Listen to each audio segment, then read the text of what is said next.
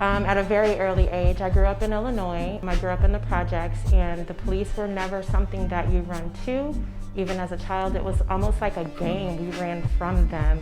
When I was younger, because my mom actually used to work for the police department.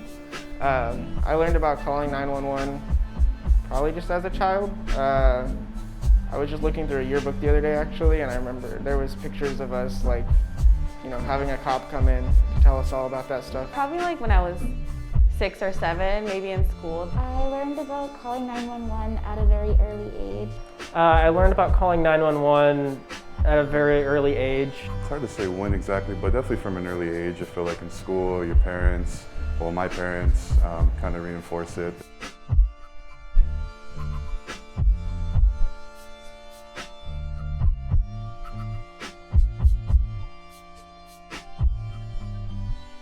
Around the police, I think about my safety and just like trying to blend in, not stand out, and just trying to be the perfect person. Honestly, just afraid. I've seen too much and I know too much, and just their lack of accountability really frightens me. I feel angry and frustrated. In the presence of police, I feel unprotected.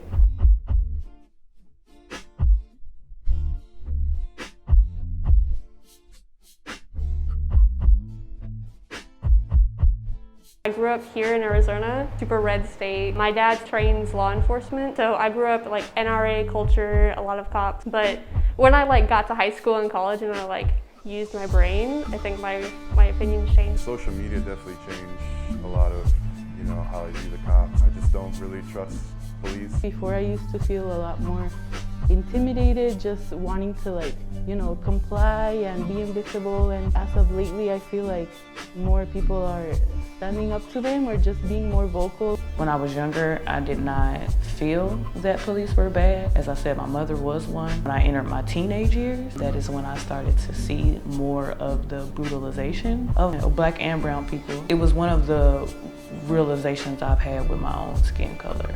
The shift has really grown as an adult. I realized that police officers are going to calls that they have no business going to.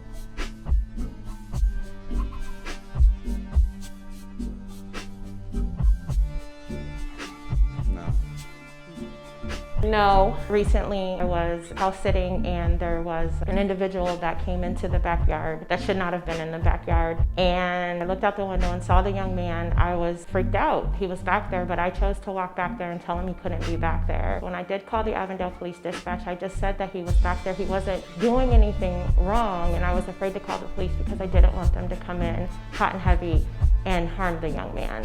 He obviously was suffering from, you know, some mental issues. The dispatcher was like, this is not a call that would promote any of that. And I was like, hardly any of the calls promote any of that. So I actually had like an argument a little bit with the dispatcher before they came.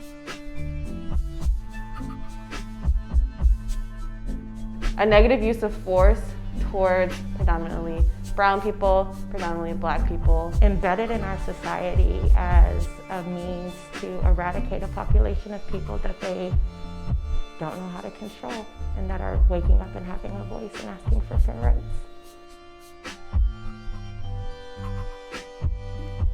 Here, people in the US see the police as a commodity, as like a, I don't want to deal with this myself.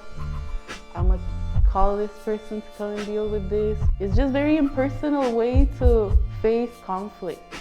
I think that's just what you are taught as a kid. But as a kid, you're also not taught both sides of history that this nation and this government has been built on. As a kid, obviously you're vulnerable and you think that you can trust. So you just accept that and you grow up thinking that calling the police is okay. I believe that people's initial reaction to call the police comes from fear. I believe that we're scared of one another, that we don't believe that we can help one another. And that in itself is a problem because that's a lack of community. I think people's reaction on an emergency or a perceived emergency for most people is because they really haven't experienced what the police can actually do in a lot of communities. And I really honestly think that we should take a step back and look at like what we're really calling them for. I consider defunding the police not making them unequipped, to do their job. It's more so taking money away from them for fields that are not their job.